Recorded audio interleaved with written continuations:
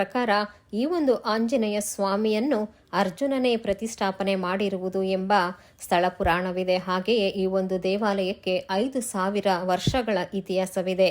ಇಲ್ಲಿನ ಸ್ಥಳ ಪುರಾಣದ ಪ್ರಕಾರ ಈ ಒಂದು ಕ್ಷೇತ್ರದಲ್ಲಿನ ಆಂಜನೇಯನನ್ನ ಮಧ್ಯಮ ಪಾಂಡವ ಎಂದು ಕರೆಯಲ್ಪಡುವ ಅರ್ಜುನನು ಪ್ರತಿಷ್ಠಾಪನೆ ಮಾಡಿರುವುದು ಎಂದು ಹೇಳಲಾಗುತ್ತೆ.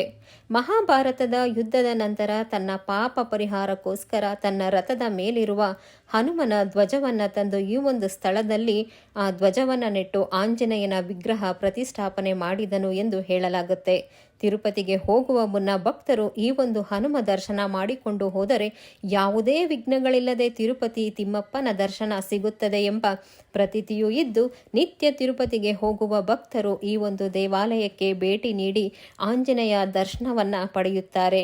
ಇಲ್ಲಿರುವ ಆಂಜನೇಯನಿಗೆ ಕೇದಿಗೆ ಹೂ ಅಥವಾ ತಾಳೆ ಹೂ ಎಂದು ಬಲು ಪ್ರಿಯವಾಗಿದ್ದು